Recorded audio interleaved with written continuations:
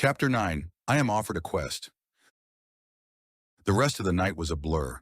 Being the son of Poseidon wasn't the party I might have imagined.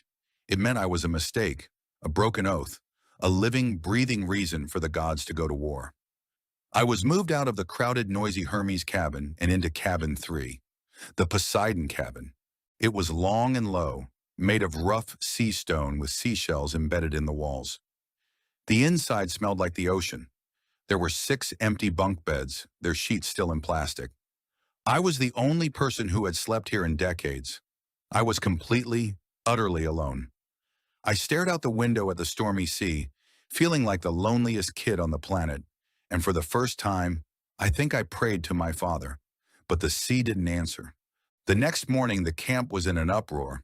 The weather had turned, a storm was lashing the coast, and the other campers were all whispering and staring at me. They didn't see me as Percy Jackson anymore. They saw me as the son of a god who was about to start World War III. Chiron summoned me to the big house. I found him and Mr. D playing their usual game of pinochle, but the mood was anything but playful. Grover was there, looking nervous, and a man I'd never seen before, a ghostly pale figure in a pinstripe suit. "Percy," Chiron said, his face grave. "We have a problem, a very serious one." He told me the story. 10 days ago, on the winter solstice, Zeus's master lightning bolt was stolen right from his throne room on Mount Olympus. The master bolt is the symbol of his power, the blueprint from which all other lightning bolts are forged. Its theft is an unimaginable insult.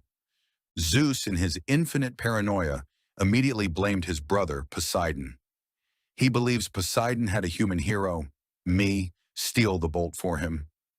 My jaw dropped. That's insane. I just found out I was a half-blood a few days ago. Zeus is not known for his reason, Chiron said grimly. He has given Poseidon a deadline, the summer solstice. That's in 10 days. If the bolt is not returned by then, there will be war. A war between the gods that will make mortal wars look like a water balloon fight. Mr. D, for the first time, looked completely serious. And you, brat, will be the first to be turned into a smoking pile of ashes. Chiron explained that since he believes I'm the thief, Zeus won't let me just fly the bolt back up to Olympus. It has to be brought by a hero on a formal quest, a quest to find the real thief. And who's that? I asked. We believe it is Hades, Lord of the Dead, Chiron said. He has always been the outcast, resentful of his brothers. A war between Zeus and Poseidon would leave him the most powerful of the 3. So that was it, my first quest.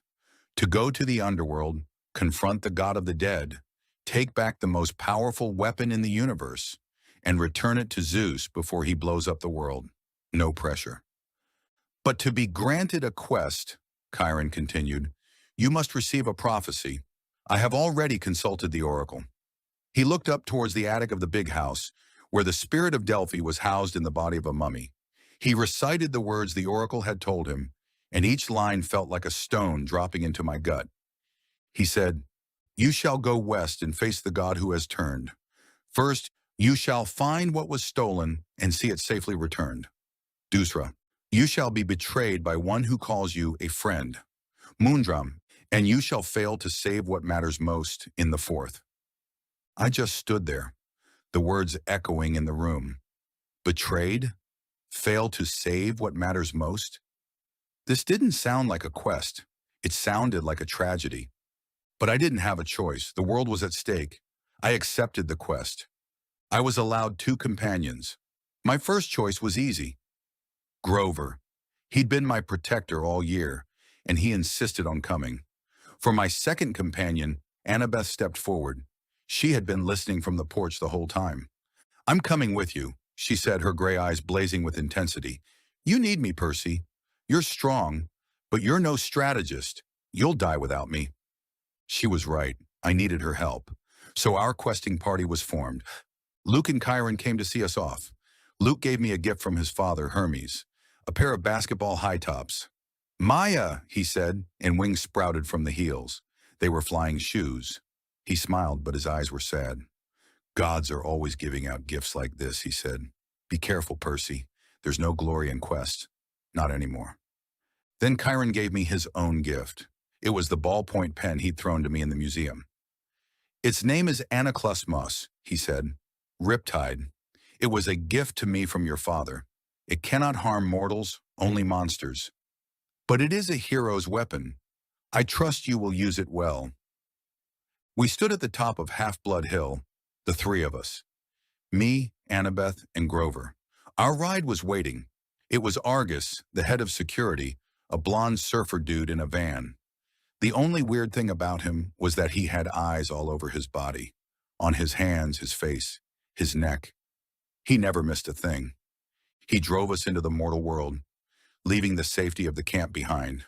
We were on our own now, three kids against the forces of myth, on a quest to stop a war between the gods, with a prophecy hanging over our heads that promised betrayal and failure. And we had 10 days to do it. End of chapter 9. Thank you for listening. Please consider subscribing and engaging with my posts.